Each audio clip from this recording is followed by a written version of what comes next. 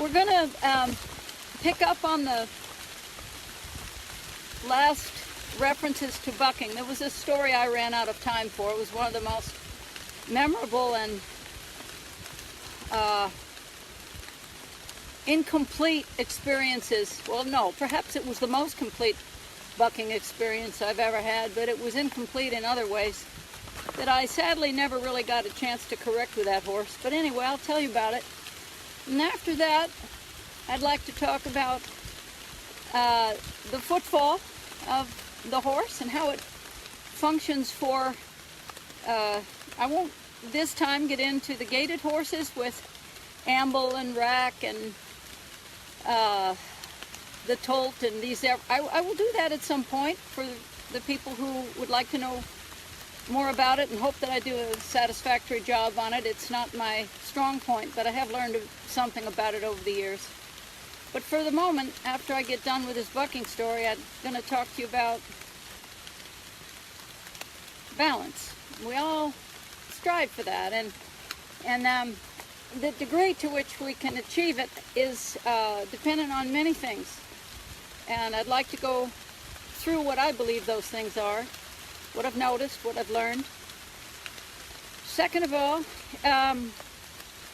or third it would be, I'd like to talk about the one-rein stop and the two-rein stop and the ways that one who has just learned one of the other can benefit from integrating the foundation pieces that a successful implementation of a stop with one or two or no reins, the way that foundation for those things can help anyone who has perhaps just learned one way. And then the last thing I wanted to talk about is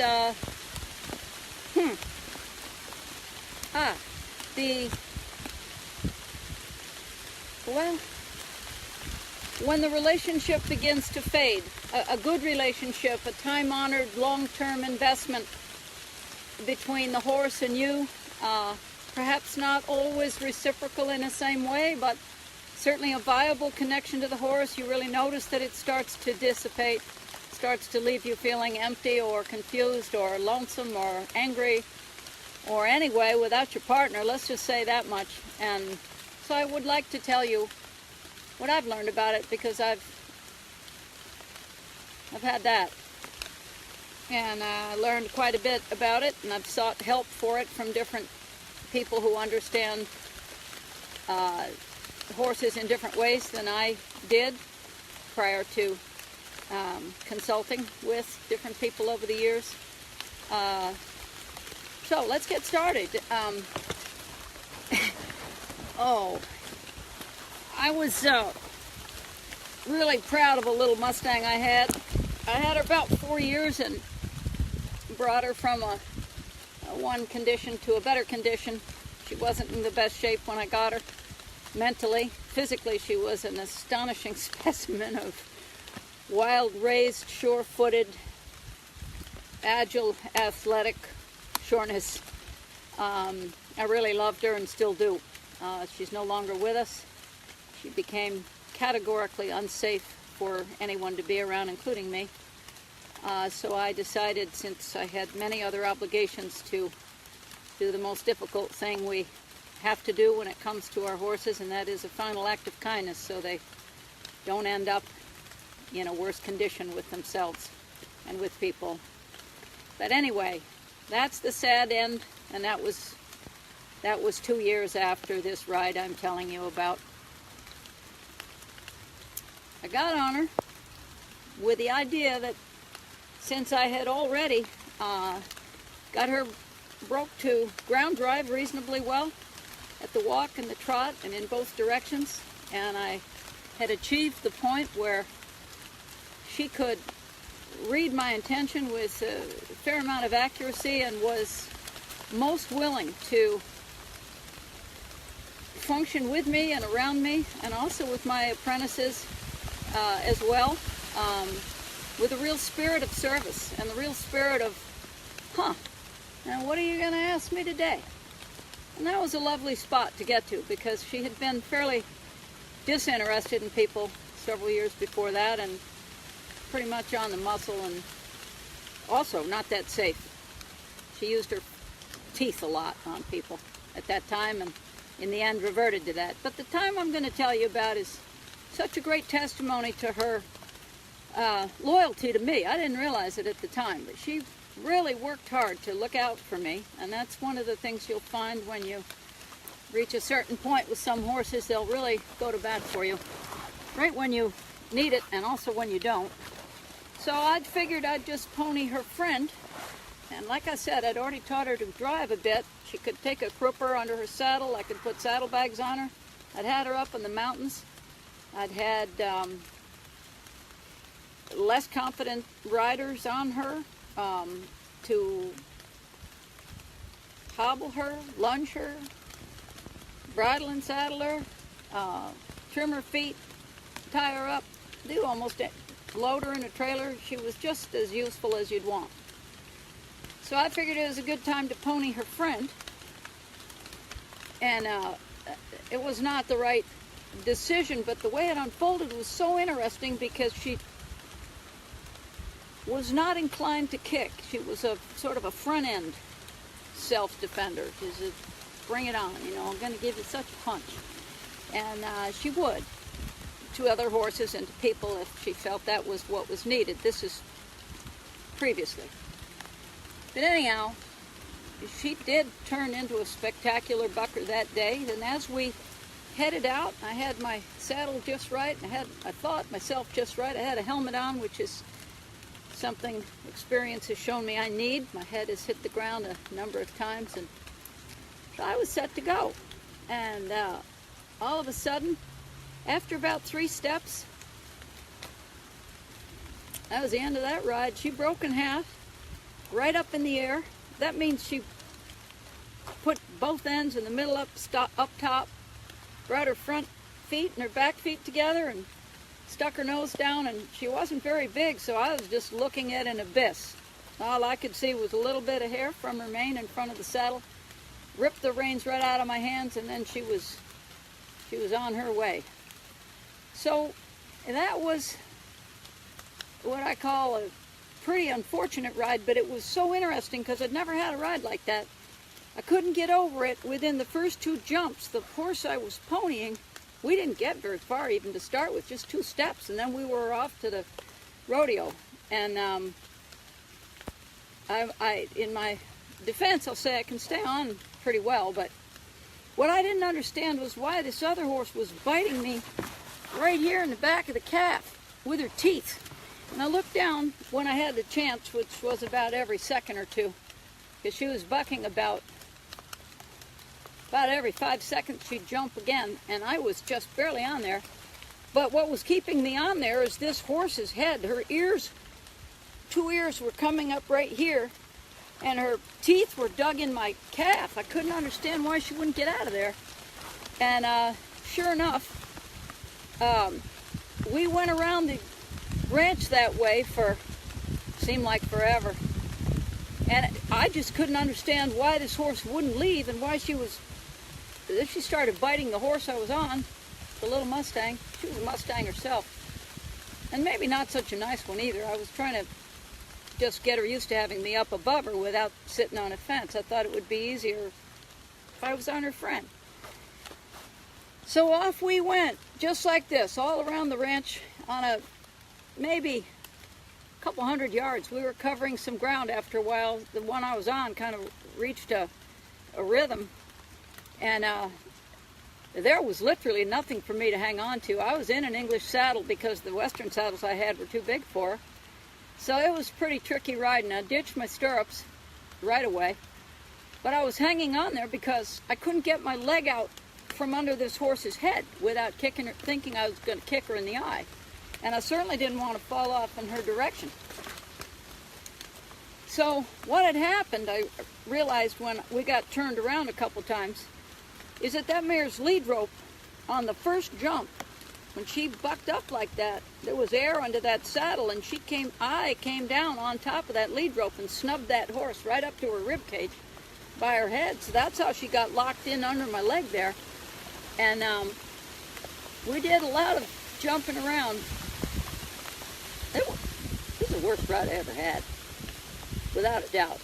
But I was trying to figure out how to get off, and when I looked down there, that 18-foot line I had was quite well engaged with not one, but both back feet of the horse I was on by then, with all this swirling around, and that was a long rope. Anyhow, gives you an idea what kind of ride that was. Never had one like it before or since, and it was actually the last time. Now, it wasn't the last time I rode that little mare, but it was the last time I ponied anybody off her. I didn't have that much time to fix all the mess that was created there before other circumstances made her quite volatile to be around, and actually as dangerous, if not more, than she was when I got her. That story doesn't need to be told, but the bucking was spectacular, and maybe you're wondering how I got off. How I got off is just luck, because that rope went around her. Like I mentioned, she was pretty good at hobbling, and I consider a hobbling job well done, I suppose, or adequately done, when you can hobble either hind foot on a three-way and with the front feet. And I had covered that base, so by the time she had that rope swirling around both back legs, there was a moment, just a moment, where she hesitated, and that next jump wasn't forthcoming. So that was my sign when to get off. So I did, and I put my right leg over and jumped off the left side, and then I got to untangling those feet. But what I realized as I thought about it is that I had to really thank her, because she thought that other horse was too close to me, and she had shown signs of not wanting other horses around me. I didn't read it for exactly how sincere it was until I was in the middle of that mess. And I'd say the start to finish, it might have been start to finish, get on and think I'm going to pony this horse down the ranch road until I'm bailing off, was probably no more than 3 minutes, but it had an impact. And let me say, if you're planning to pony another horse, you sure have to get your you have to be readier than I was. Probably, I have to say, probably the only way that amount of rope got loose, because I don't pony a horse with 18 feet of rope dragging on the ground, that's for sure, but I think when she took that first jump and pulled the reins out of my hand, when I let go of the reins, because I didn't want to be pulled over, I think I let go of everything. And there, in that sweet little second of opportunity, that rope just flew out, and I ended up sitting right on it. So that's the end of that one. But even if I had kept the reins, the fact is,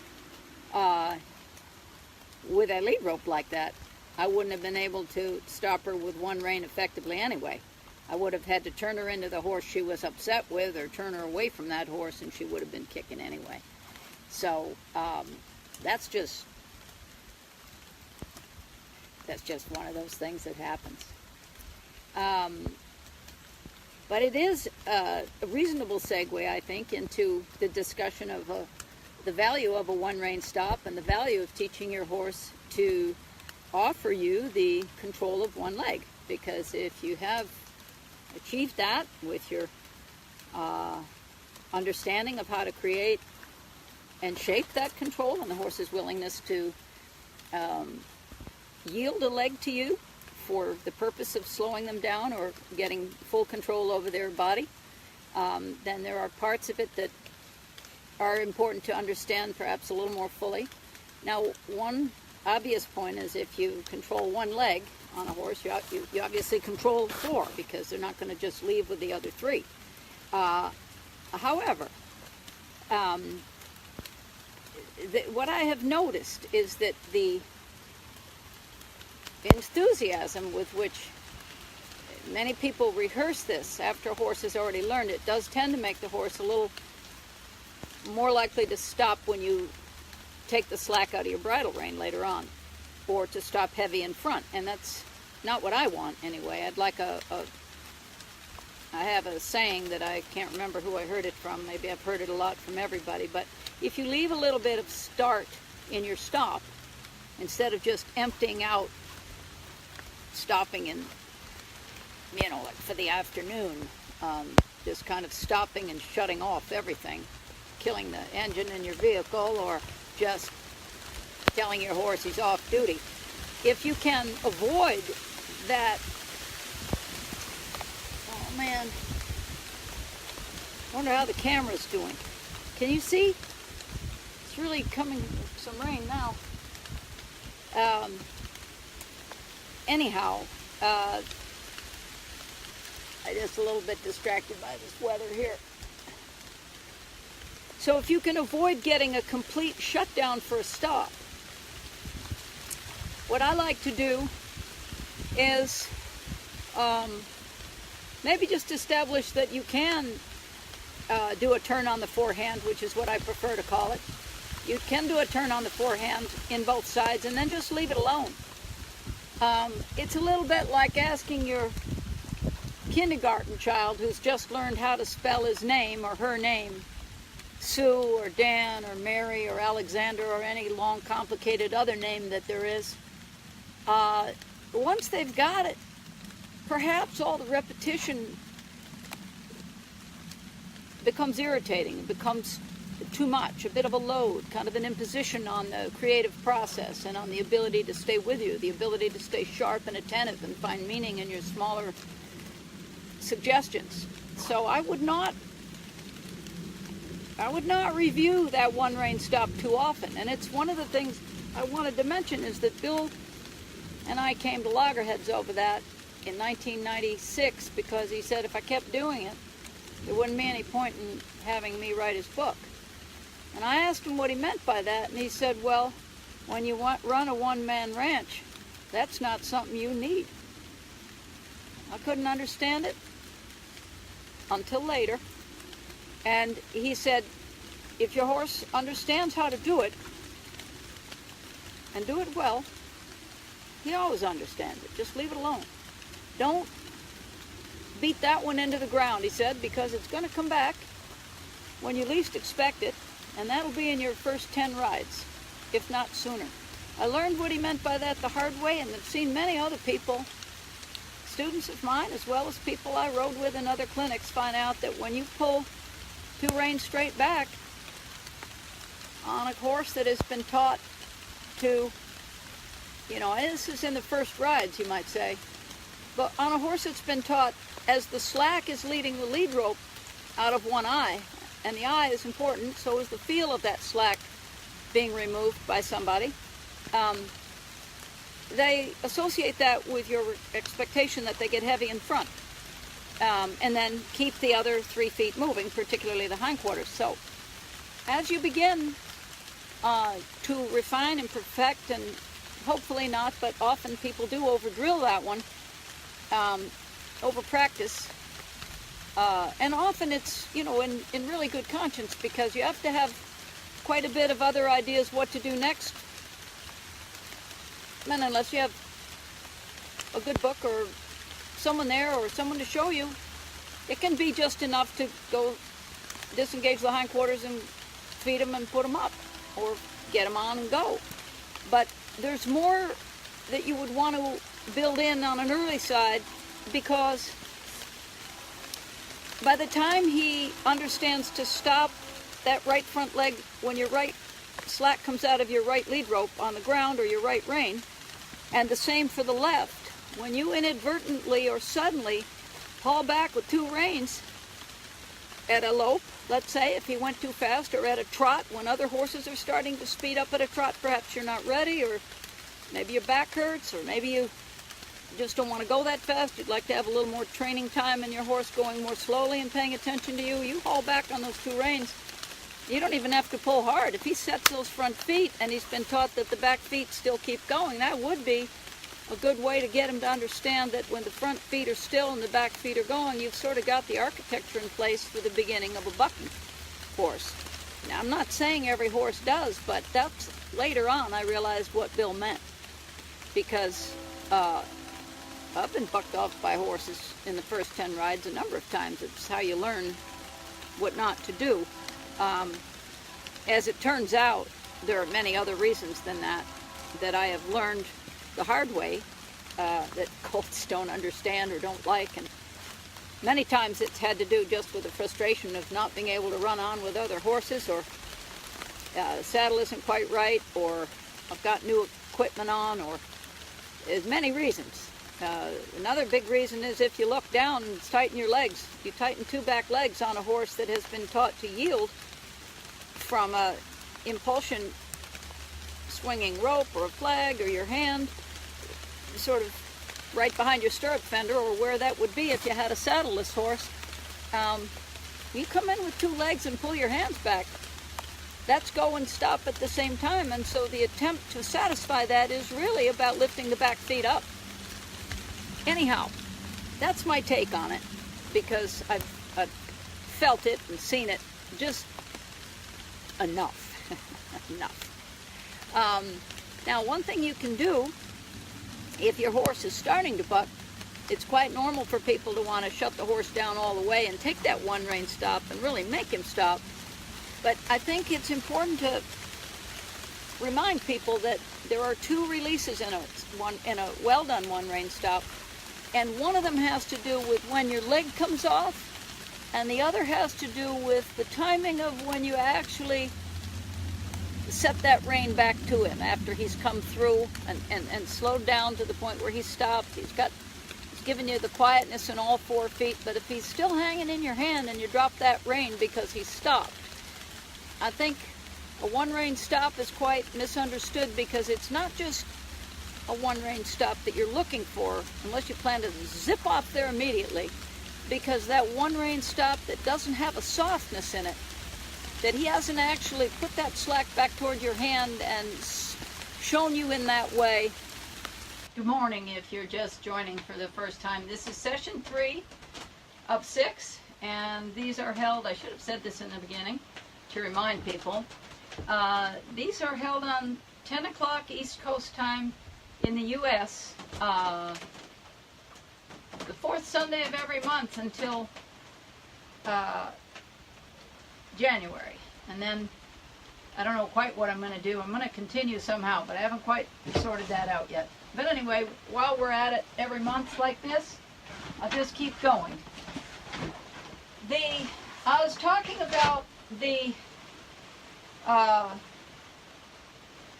value of a 1 rein stop, and the double release that is something that is easy to miss when you're learning, or when you see someone performing this or demonstrating it. The degree to which you can take the horse's head around depends on the horse. It depends on the angle. It depends on what you have on his face or in his mouth. Just to reach down and grab a rein doesn't mean that the horse understands you want that foot still.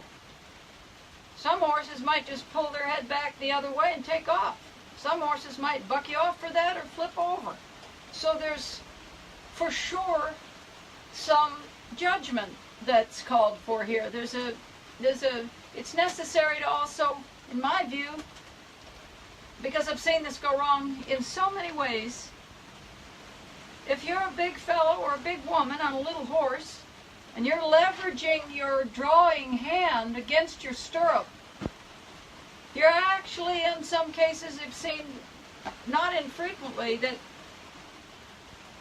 your knee and ankle and foot go clear past the shoulder, right up into the mouth of the horse that you're trying to pull to you.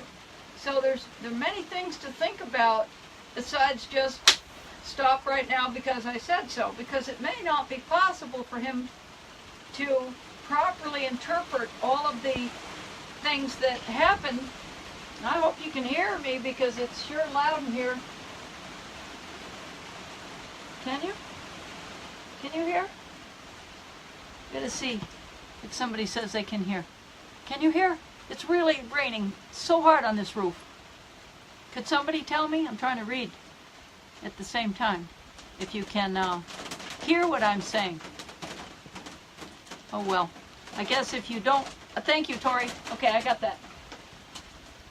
I don't have my glasses here because otherwise I tried that, it's complete fog.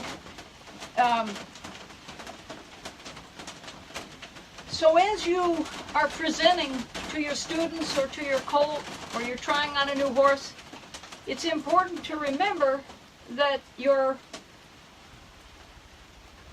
unconscious or extraneous body movements also affect the horse. So if you leverage the pull on his mouth against your feet, you push into those stirrups, he's going to feel both shoulders are blocked, particularly the shoulder that you need to keep moving for him to be able to wind down in that stop.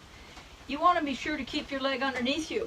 And depending on your saddle or your training or your physical condition and the way it all matches up, that could be challenging. So it's important to understand the horse will respond to many things that are unintentional. And I have seen people get away with, barely, get away with a one-rein stop on a spade bit, a one-rein stop on a one of those old Phillips curb bits or a long-shanked snaffle. Be very, very cautious about doing that. There's tremendous, the other thing you want to be mindful of is that if you've got a chain on that bit or you've got a chain or a shank or a drop noseband, there's going to be many other things that come into that horse's mind besides stopping, and usually before he stops, if he does. So let's give him the benefit of the doubt and teach him this on the ground in a rope and halter. Later, if you want, you can teach him this in a round pen when he's loose. My definition of liberty is not that, so I won't say it liberty because I realize that people will think I mean something that I don't. I'm not sure there are too many more places where horses are at liberty, real liberty. But that's all right. It's probably the same for people too in some ways. But, you know, depending on, it's relative. You have to really think what words mean when you're learning and think what applications and what vision in your head accompanies your decision on how to shape a training approach and how to align your technique with philosophy that is clear to you from start to finish. I would be quite careful to do a lot of thinking before you launch into action, particularly on a horse you don't know, or if there's an audience or you feel in any way anxious about what people would think. Do get over that, because as as Buck Brannaman told me one day, he said, Leslie, if you're going to stay in this business, you're going to need a much thicker hide.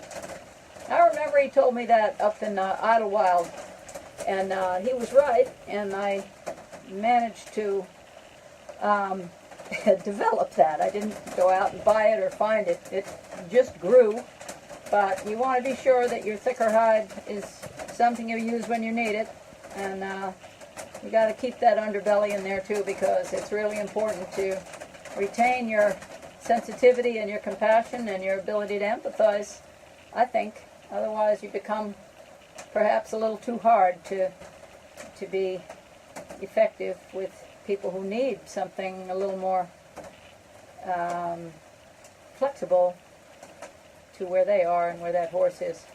It's for sure true that without the ability to help someone, it's tough to get their horse moved along beyond the effect of your hand and lead rope or bridle or saddle.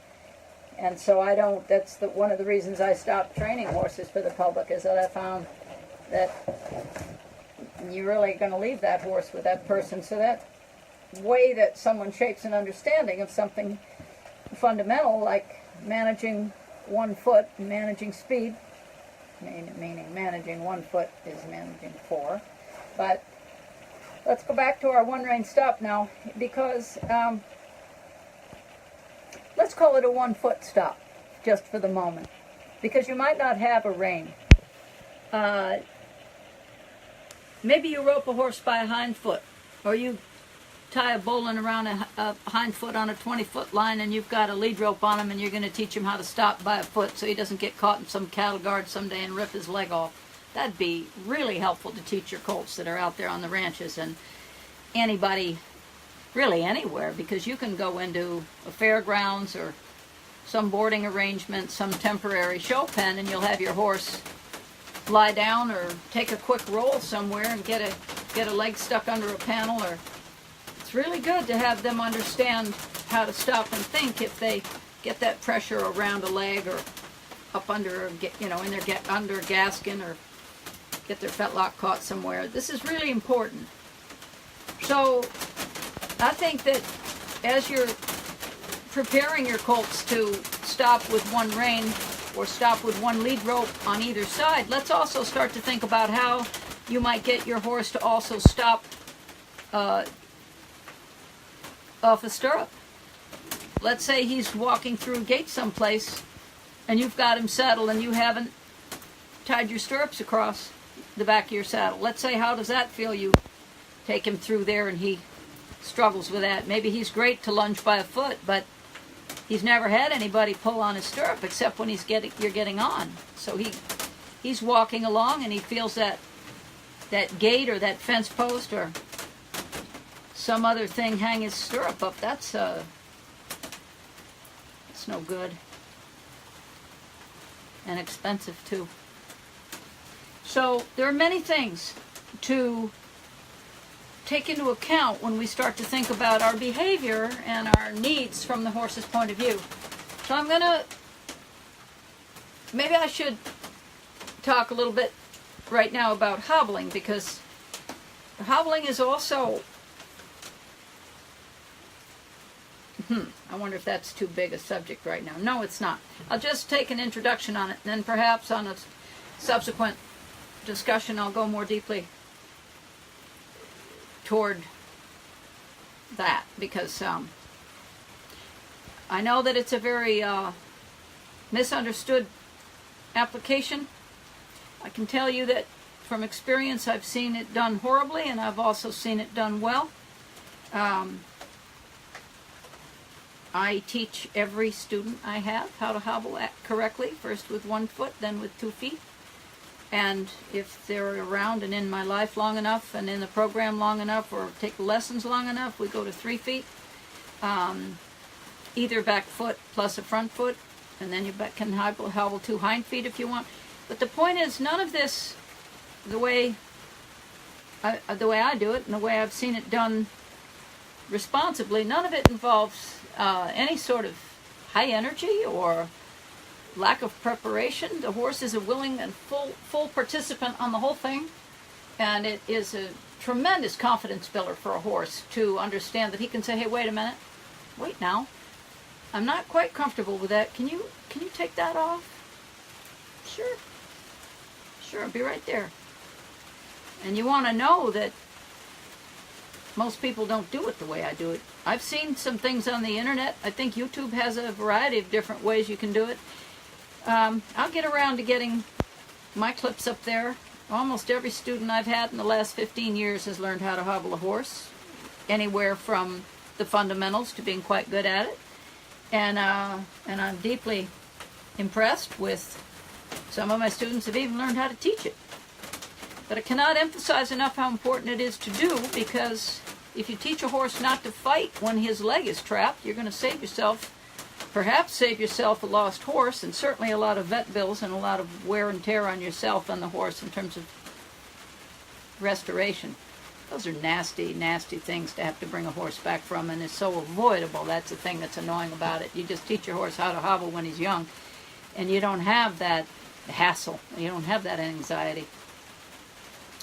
So, but anyway, the idea that you would just stop a front foot instead of being able to stop a back foot is a decision.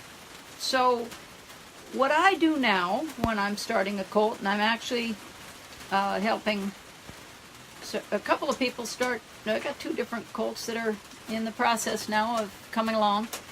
And after you get these colts to be able to give their feet for you to hold them and groom their legs, and they're comfortable around there, so you don't have to worry about having them take you out with a stray squat with a back foot or striking you on the top of the head because you're moving too quickly in an area they're not really broke to yet.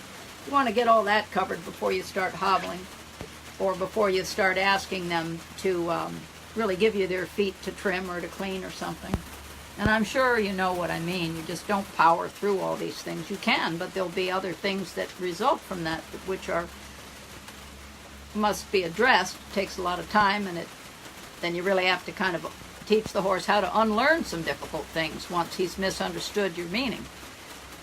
So the thought that I'm talking about and the preparation in your head, whether it's reading or taking notes or videoing yourself, I can't emphasize enough what a commitment it is to become a good horsewoman or a good horseman. It's amazingly rewarding. It's just incredibly rewarding to peel back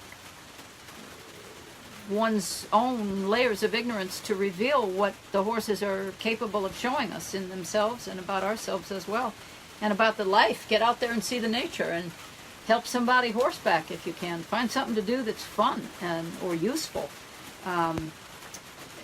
I will just state one time here, because I must, is that it isn't really natural for a horse to run in a circle.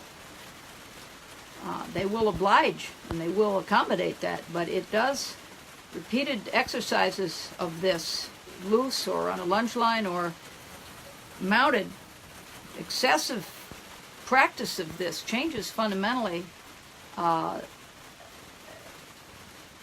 things to a significant level. Leave it right there.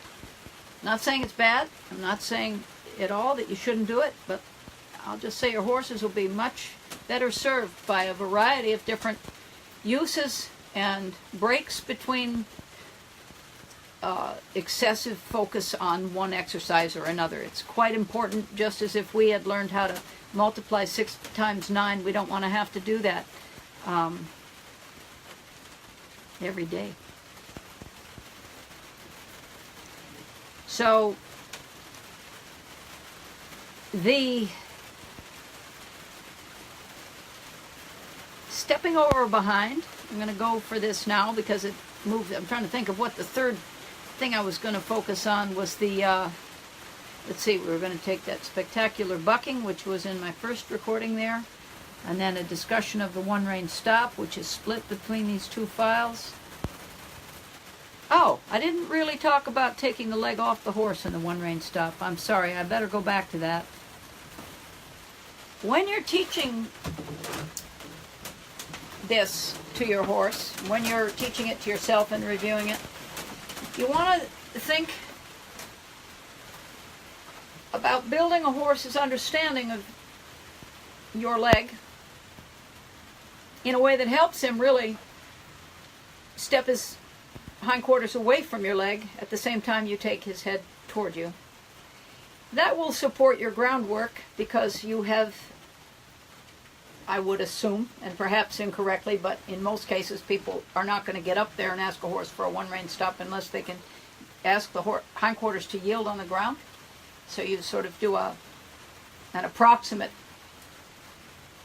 presentation of a one-rein stop on the ground and get him comfortable with that before you step up there and expect him to understand that with a bridle. There will be a grace period that he either does or does not afford you in this process, and hopefully he's generous, and if he's not, then you have to back down a little bit and retool your thinking. But in any case, we're going to assume that when you are on the ground, he understands when you ask him, you offer him impulsion in the rib cage or behind where your leg would hang, that he's going to step away.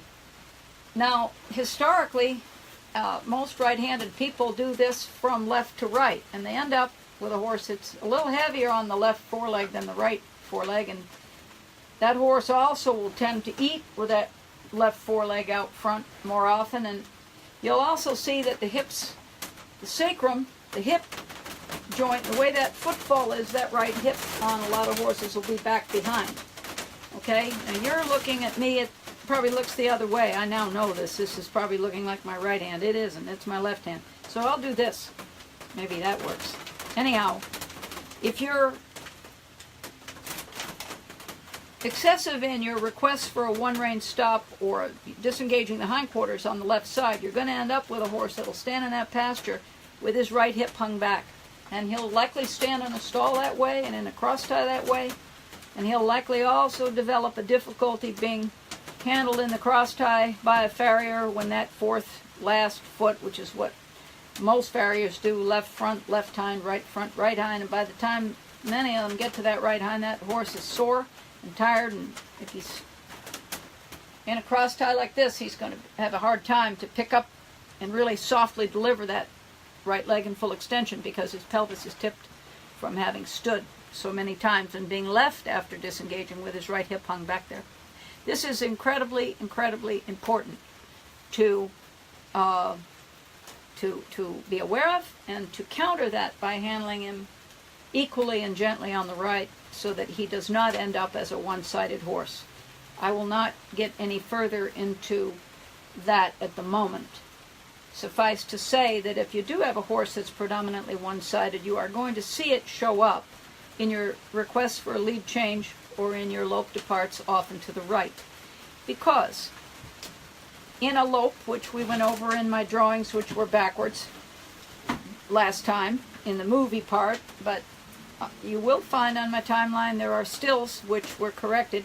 I put them up there for you, which shows that the second beat in a lope stride to the right will be a left diagonal. Now, if you have overdone the disengaging of the hindquarters, you've overdone the stepping away from you while you tighten the left lead rope or rein on your horse, mounted or on the ground, same basic result, you're going to end up with a horse that believes, this becomes the training, that he should really rely for balance on his right diagonal, load that left shoulder, and kick that right hip out of gear. You will see this if you begin to look for it, I believe. I notice it easily because it's quite a it's a prominent feature of modern horse training today. That the result of this is a evidence of modern approach, which is mostly one-sided, not intentionally, but it seems to end up that way. And people do try to get their chores done in time, and everybody's got a little too much to do. We know that, so we want to be forgiving as we look at this in our students and in ourselves, and our horses that we get in that come our way are going to mostly be overdone on the left and heavy in front. And the trouble with asking a horse to lope off to the right when he's got a right hip that is weaker, or not providing a one-legged each corner type of balance when they're eating or standing around. When you see a horse that's kind of set himself up on a tripod with one hoof, back hoof behind the other, like this, or even this way, very narrow behind, and then from there you get the pasterns, and then the fetlocks, and then the hocks, and then the stifles, and then the hips are way out here. The hips are way out here, and he narrows himself down to this little point. You want to be careful when you see this to remember that that also is happening underneath you when you ride. When you stand up, and when you get up on his back, it's like that. When you ask him on ground that could be uneven or slick, frozen, rocky, anything that's going to cause him to sort of take a real thoughtful step or delay or speed up to avoid something that's shifting underfoot, you've got to remember that that right quarter on horses that are 99% of the time asked to do a one-rein stop on the left or to disengage their hips to the left, from left to right, is that most people don't bring that horse up after that. They don't walk him out. They don't free up that left shoulder and draw that right hip back up and give him those 4 places to stand. 2 front feet, 2 back feet. It's really important, because if they don't think you want that, 9 times out of 10, they probably won't offer it. They'll start to reflect what they think the training is. That's what I've noticed. So, that double balance point that is so important to our safety and to our enjoyment under saddle and in a cart behind a horse too, because that's rugged when they start bucking in those carts. One time I've had that, one time. That's awful. Won't go into that. But I did forget that is another kind of bucking that is in a lot of ways even worse. Because there's not much you can do when they're loping and bucking in your cart. We'll forget that. That's another whole kettle of fish. But on the balance points that are more readily understood by the horse and more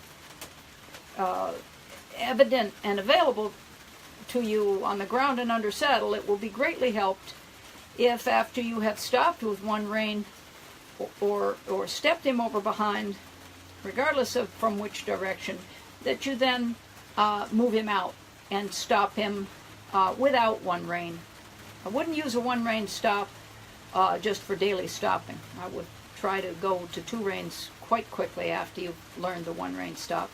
And perhaps even if you have someone to help you, you could teach the horse how to stop with your seat or how to stop with the release of the reins down the shoulder groove so that he will be ready with his shoulder available for the next request or next step. There's nothing wrong. You can see this, for example, if you're riding a jumper in a doesn't even have to be a timed event, but let's just say you're moving right along and suddenly you've got a succession of fences. You realize you're going a bit too fast. Be sure nice to be able to slow him down by releasing those reins down that shoulder groove, bring that wither right back up to you. Then to pull back and have him drop that forehand, stick his neck up in the air and just go flying over those things, hope he makes it or not. Often they will make it, but it's probably feels as bad as it looks when that happens. So it's something you can lay in right on the ground with all your other groundwork, is to release those shoulders and the forelegs, which I should mention, by the way, there's a demo on the coming Friday night up in Bethlehem, New Hampshire at the Legacy Farm. It's on my website, and for any of you who would like to come, I don't know what kind of film will be produced from that, so I wouldn't count on anything, but if you want to come, auditors are welcome, and it's 3 days. It's the 3rd, the 4th, and the 5th at Legacy Farm. Phone number's on my website. You can call. You can go to Legacy Farm as well and call Kurt and Alice Tedeschi if you want to, because we're gonna go through these things and practice these things together, and I'm going to show people my thoughts about how to keep a horse light in all of these foundation maneuvers, so that you don't have to re-educate the horse to be light and accountable to you after you get up there. So what I want to talk about now is the transfer of the groundwork to the saddle a little bit, because I think if we're going to talk about the importance of the footfall, it's important to see how our decision about use of our own leg aids affects the horse's ability to deliver an accountable footfall to you. And I'm going to say why it's so important is because you're important. I don't think I've ever met anybody that didn't have one person that loved them, and that is enough. And, if you want to go out and sacrifice yourself, I don't think anybody does. But there are people who ride and different animals do different things. You wonder if they're trying to sacrifice themselves on the altar of daringness. But I think most people really would like to go right on through and come out the other side smiling and in one piece. I'm going to assume that. But a very good way to not have that happen is to misunderstand how sensitive these horses are. And I can almost say, with exceptions I can count on 4 fingers, the colt starters that I know and have seen over the years, for the life of me I don't get it. Most of them, and maybe they've learned since. I certainly am not saying there are only 4 people that do this, so don't take that too literally. But I'll just say there are 4 people that come right to mind who will follow their groundwork for the first 50, 100 rides and then introduce the changes in the leg aids that will help the horse to advance a little more and understand more about the use of two legs for different purposes. And what I mean by that is, when you step up on that colt, let's say he's already, he's used to seeing you above him, he's used to being ponied, he can go where you want, and he's in the trailer, and he's good with his feet, and you can hobble him and saddle him on either side, you can lead him around with anything or nothing, or whatever level of proficiency you feel is necessary before you get on safely. So now you're on, and you can walk him here and liven up a little bit. You can go around the perimeter of a pen, or follow a couple other horses, or perhaps be ponied while you ride him. These sorts of things are all worthwhile for the horse that will ultimately be a good counterpart for any job you want or any fun thing you want to do. Here's where it goes wrong. And this is what I'd like you to think about before you do it. So you've got your horse trained on the inside aids too.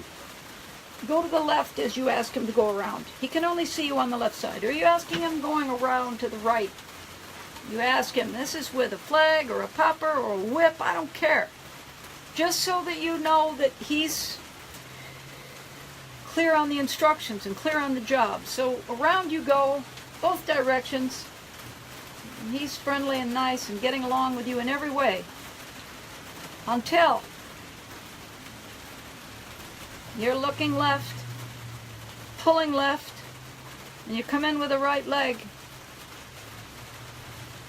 And you don't have the horse you thought you trained to get ready for this. Go figure. Well, he can't understand an outside leg aid. He can't understand that in the first few rides, because on the ground, if you take the slack out of that left line, you're not running over to his right rib cage and bumping his hips toward you. The confusion that sets in for a young horse when in the first, say, 10, 15, 20, even 50 rides sometimes, you want to start to use your reins and your line of sight, your body alignment, to help him understand that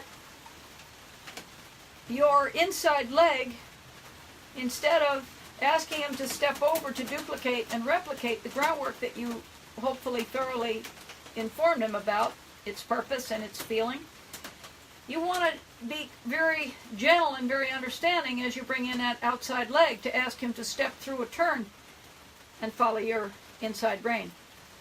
Because in the beginning, if you just come up and park an outside leg on him, if you were trained in dressage or reining or cutting, or you just say, hey, come on, you're supposed to get over. Says who? You're getting on a 2 or 3 or 4-year-old colt that has never felt an outside leg along simultaneously with the request for a bend in the other direction. He's going to try to take his head in the direction that your leg is telling him to go on those first early rides. So it's extremely important to offer him an open toe at that inside shoulder, and take your toe out of the way, take your leg out of the way back to help him understand to step toward that rein, so that you're not actually pulling your horse into your foot at the shoulder, or pulling your horse into a heavy leg into his side while you're preventing it with an outside leg. If you're going to ask him to step his hips to the outside of a turn, you don't want your outside leg blocking or simultaneously thumping him for forward motion or for a lateral shift. It's important to separate for the horse of any age, as he's learning, any age, any breed, any ultimate purpose, he still has to understand the difference between turn, left or right, and go, left or right. It would be astonishing to sit in your car and take the wheel and have your ignition fire up, your transmission engage, and off you go to the grocery store. I'm sure they're headed that way in these cars they're designing now. In fact, I think you can sit back, take a nap, and plug it in with a telephone where you want to go, and then they wake you up when you get there. I think that sounds like what they're doing. Not me. But you don't want to have any horse inform you suddenly, because then we'll go right back to our bucking discussions, because you will get bucked off if you push the point on a young horse and ask him repeatedly to yield his body away from your leg while you pull him in a direction that previously asked him to open up away from that leading rein. Please tell me you understand this. I'm sure you do. I just needed to say it in case somebody doesn't, so nobody needs to have an avoidable wreck, and that's an avoidable wreck. They do show up because people get firm with that outside leg, and what generally happens when the horses begin to object and show a lack of comprehension of that outside leg in the early rides, often horses are quickly shuttled off to another trainer, or they are put in very restrictive devices to manage the forehand and the head and neck to prevent speeding up and prevent all sorts of things that are unwanted. But we'll go back to some of the opportunities that there have been in the 90s and the early part of the 2000s in the massive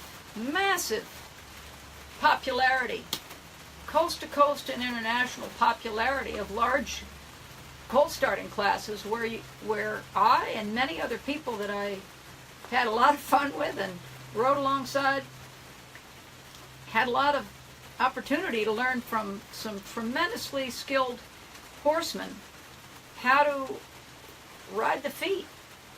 Now, if you're in a round pen with, let's say you're in a 65-foot round pen with 10 other horses or 15 or 20 other horses, bucking is not likely.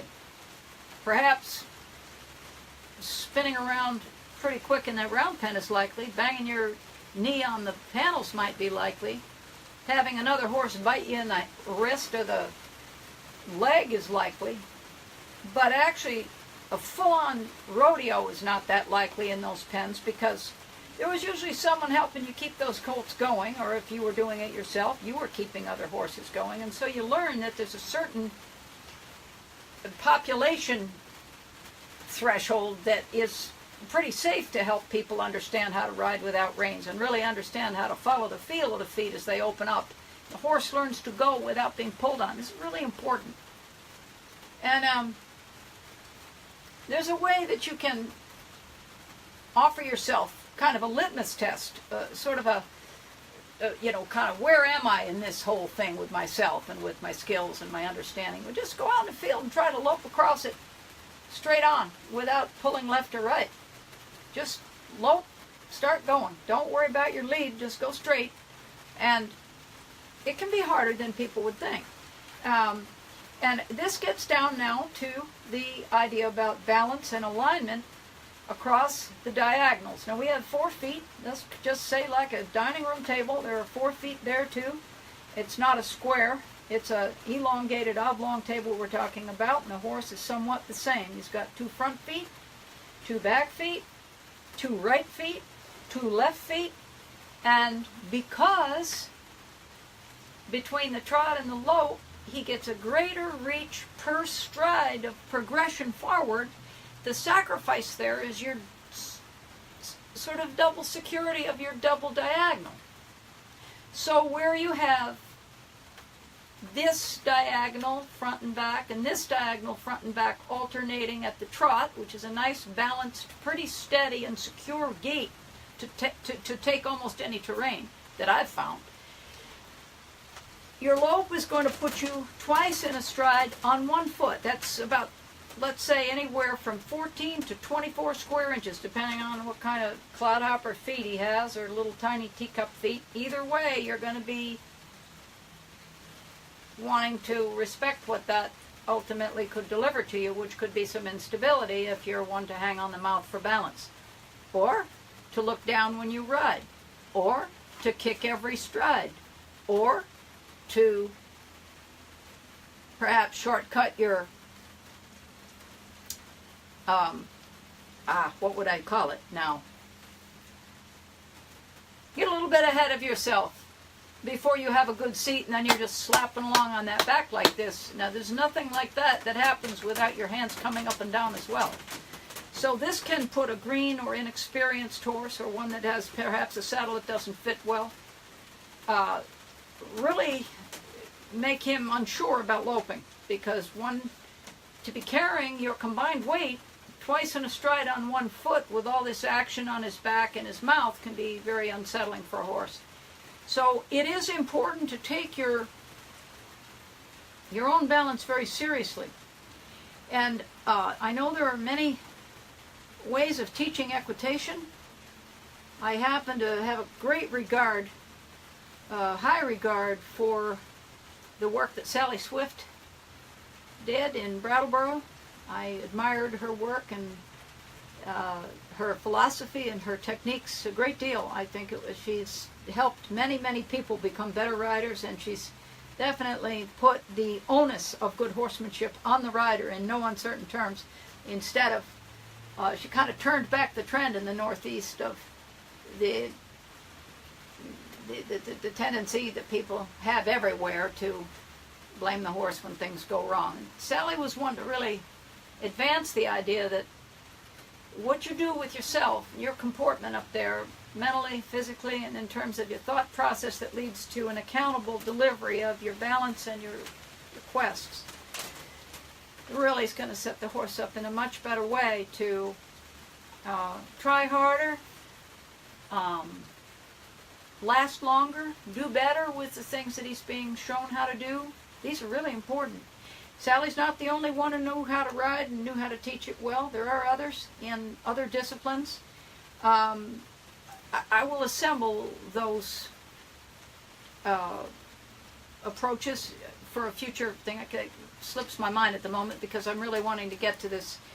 We were talking about, I was talking about earlier, how to get a horse balanced to be able to lope in either direction. And you're going to find out that your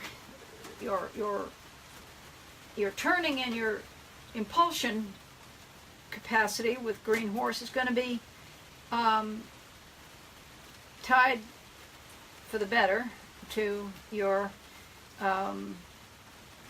skills at backing up both straight and in an arc or a full circle if you have managed to get to that point. I cannot emphasize enough that you're going to find some solutions to trouble at the forward gates in refining and perfecting the handling of the horse in a backup, on an arc, or as I said, in a circle. Very many people are in the show ring backing up and sitting on horses that back up by dragging dirt with them all 4 feet. There are many reasons for this, but the most common one is that the horse thinks he is expected to back up in that fashion.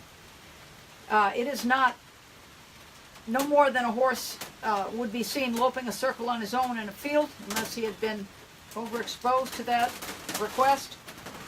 You're not going to see a horse backing a circle around a field either. That doesn't mean that he shouldn't be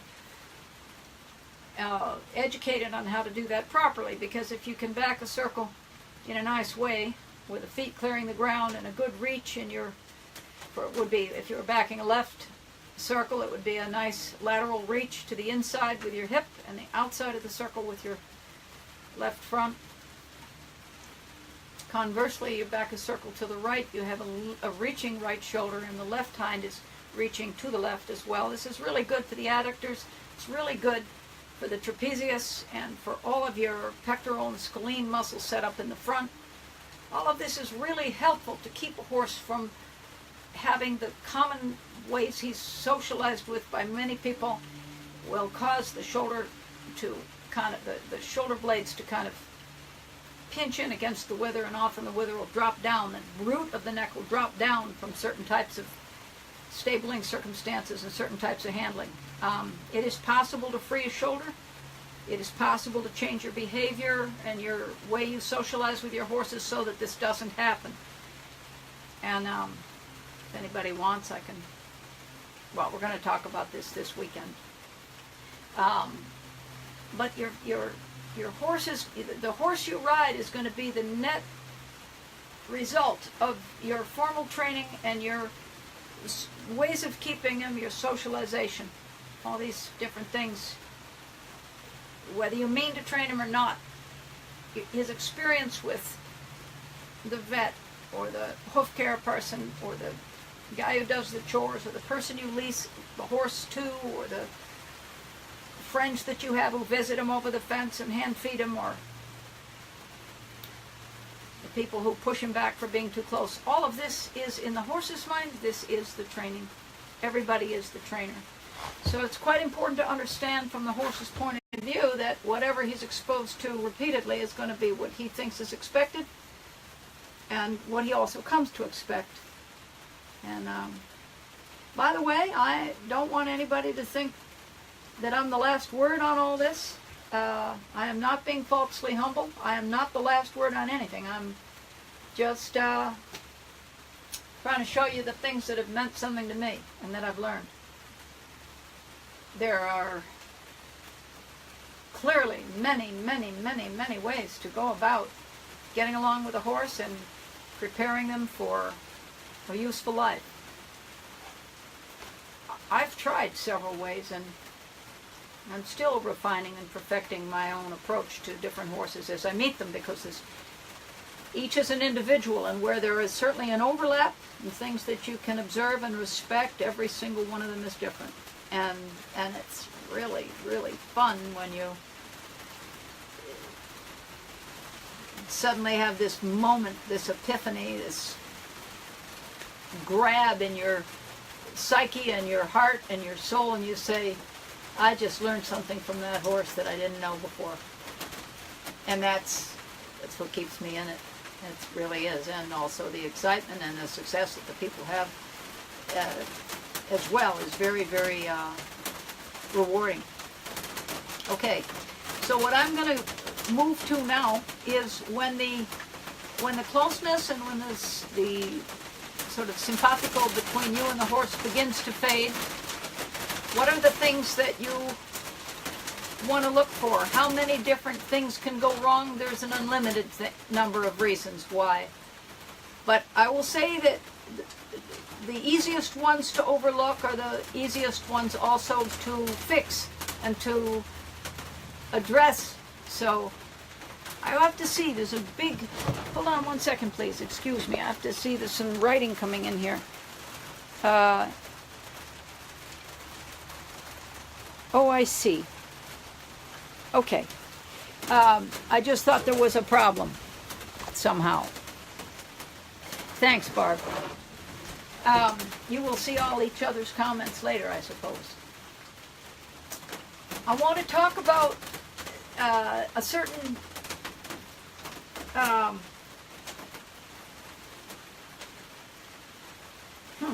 guess I'm trying to find the right words for this.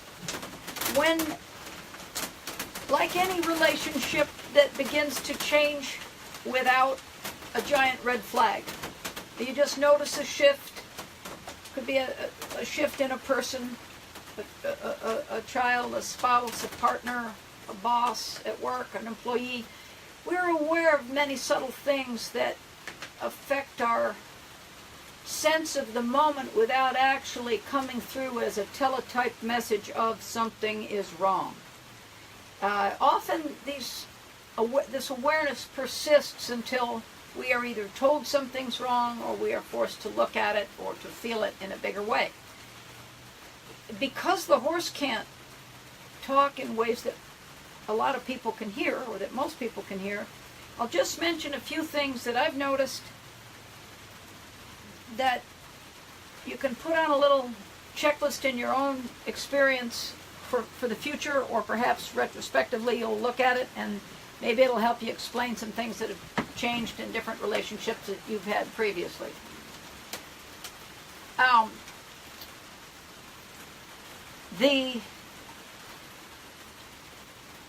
Not necessarily in this order, but the top ones concern changes in the way a horse is kept, and that includes the friends or the horses that he doesn't get along with, that he is either missing or caused to be with.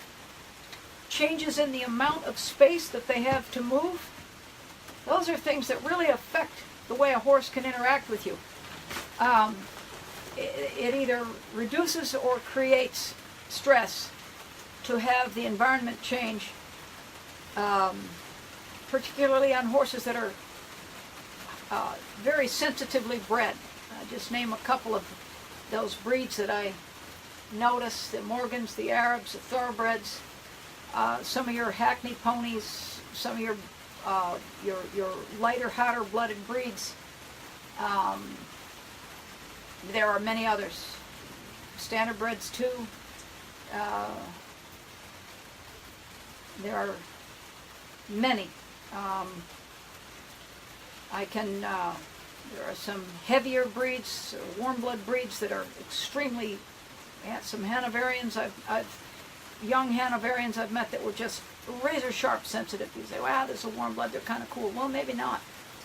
Maybe they got such breeding and such refinement and such genetics that they're as hot as any thoroughbred or Arab you'd find.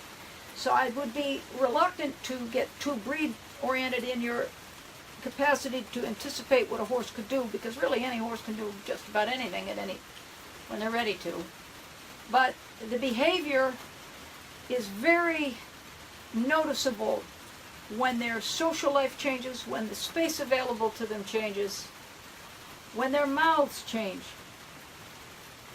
If a tooth is bothering a horse, and teeth will begin to bother horses that are fed off the ground, because it changes the occlusion, the way that they are able to chew their food, and the way that they are able to drop that jaw forward, which needs to happen for a normal bite and a normal digestion, which starts for all mammals in the mouth. I don't know about the rest of them. I don't know where it starts for fish and birds and reptiles, but I know for us it starts right in the mouth, the saliva.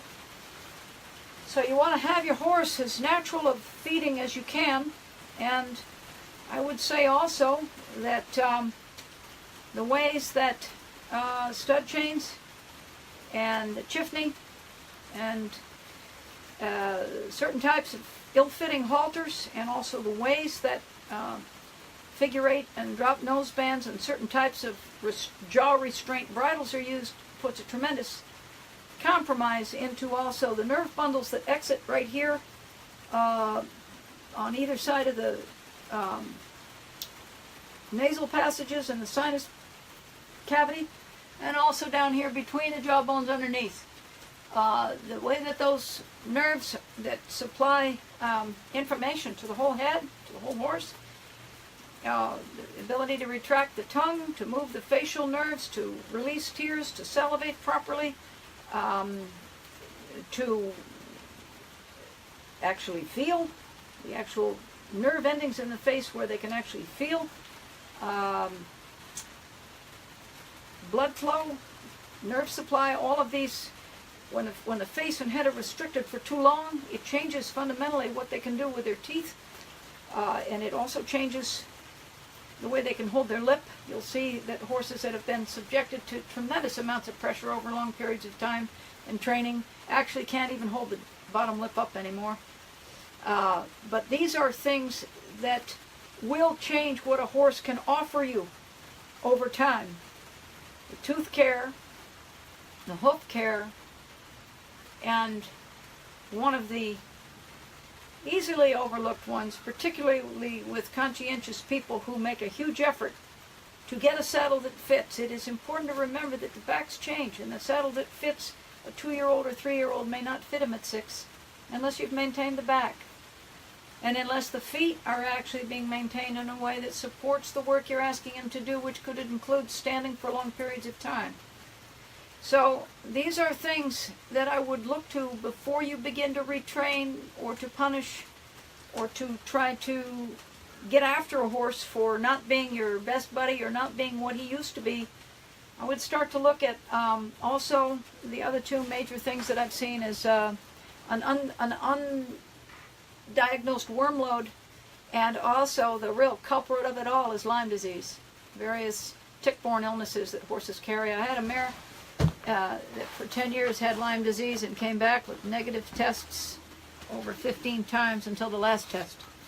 And it was told to me that she had the highest Lyme disease titer they'd ever seen in that lab. Well, that wasn't because I forgot to have her blood tested 15 times. It's because those tests aren't reliable. So, unfortunately, that disease takes quite a toll on the central nervous system and on the joints. And I know many people whose horses have suffered from it, including mine, suffering from it right now, as a matter of fact. So, staying on top of these things, and there are many things that affect these horses, but in combination, as long as you're aware of it, then you have a little better chance of understanding why the relationship can fade or diminish over time. I don't know that I have much more to say today. Could certainly talk about all kinds of things, but I feel like that's maybe enough for now. Your questions are welcome. My email for personal discussion is ridewell@lesliedesmond.com. If you get in a major jam, you can contact me at that email. I prefer not to use Messenger because there's quite some viruses in that, which I'm not interested in those. Let's see, what else could there be? Have a new website coming up soon, and very appreciative of your time this morning. And I hope that the fact this had to break into 3 pieces didn't require too much adjustment. It will be up on YouTube a little bit later. Thank you. Bye for now.